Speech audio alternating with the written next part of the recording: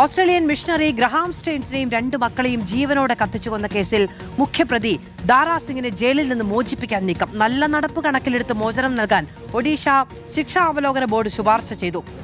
1999 ബജ്രംഗ് ദൾ പ്രവർത്തകർ ഗ്രഹാമിനെയും കുടുംബത്തെയും ചുട്ടുകൊന്നത്. പ്രതികളിൽ ദാരാ സിംഗ് മാത്രമാണ് ഇപ്പോൾ ജയിലിലുള്ളത്. ആദിൽ പാലോട് വിവരങ്ങളുമായി ചേരുകയാണ്. അതിൽ നടുക്കുന്ന രാഷ്ട്രീയ ചരിത്രമാണ്. ഒരു തരത്തിലും ന്യായീകരണമില്ലാത്ത ഒന്നാണ്. ലോകത്തിന് മുന്നിൽ നാണം കെട്ട് തലതാഴ്ത്തി നിന്ന സംഭവമാണ്.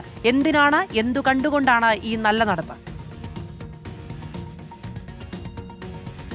26 വർഷത്തെ ശിക്ഷാ വിധി പൂർത്തിയായിട്ടുണ്ട്. ശിക്ഷ അനുഭവിച്ചു കഴിഞ്ഞിട്ടുണ്ട്. നല്ല നടപ്പാണ്. നല്ല സ്വഭാവത്തിലേക്ക് മാറി ഈ മുഖ്യപ്രതി എന്ന് കാണിച്ചുകൊണ്ടാണ് ഇപ്പോൾ ജയിൽ മോചനത്തിനുള്ള നീക്കം നടക്കുന്നത്. 1999 ജനുവരി 22 ഓസ്ട്രേലിയൻ മിഷണറി ഗ്രഹാം സ്റ്റെയിനെയും 2 കുട്ടികളെയും വാഹനത്തിലിട്ട് ബജ്രംഗ് ദൾ പ്രവർത്തകർ ചുട്ടുകൊന്നത് ലോകത്തിന് തന്നെ ഇന്ത്യയെ സംബന്ധിച്ചിടത്തോളം അപമാനമുണ്ടാക്കിയ കേസായിരുന്നു, സംഭവമായിരുന്നു.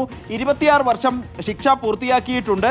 ഇത് കണക്കിലെടുത്ത് ഒഡീഷയിലെ ശിക്ഷാ അവലോകന സമിതിയാണ് ഇയാളെ വിട്ടയക്കാനുള്ള നിർദ്ദേശം ശുപാർശ നൽകിയിരിക്കുന്നത്. ഓഗസ്റ്റ് 19 ശുപാർശയിൽ തീരുമാനമെടുക്കാൻ സുപ്രീം കോടതിയും നിർദ്ദേശം നൽകിയിട്ടുണ്ട്. ഇതിൽ ഏറ്റവും വിചിത്രമായ കാര്യം, ഈ കേസുമായി ബന്ധപ്പെട്ട് നിരവധി ആളുകൾ കേസിൽ അറസ്റ്റിലായിരുന്നു, ശിക്ഷിക്കപ്പെടുകയും ചെയ്തിരുന്നു.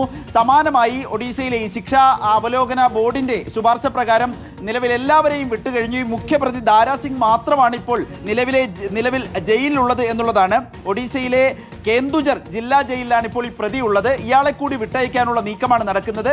ശിക്ഷാ അവലോകന ബോർഡാണ് ഇത് സംബന്ധിച്ചുള്ള ശുപാർശ നൽകിയത്. ഒരുപക്ഷെ അത് അംഗീകരിക്കാൻ തന്നെയാണ് സാധ്യത കാണുന്നത്. ഇതോടെ ഈ കേസുമായി ബന്ധപ്പെട്ടുള്ള എല്ലാ പ്രതികൾക്കും മോചനം ലഭിച്ച് കഴിയും.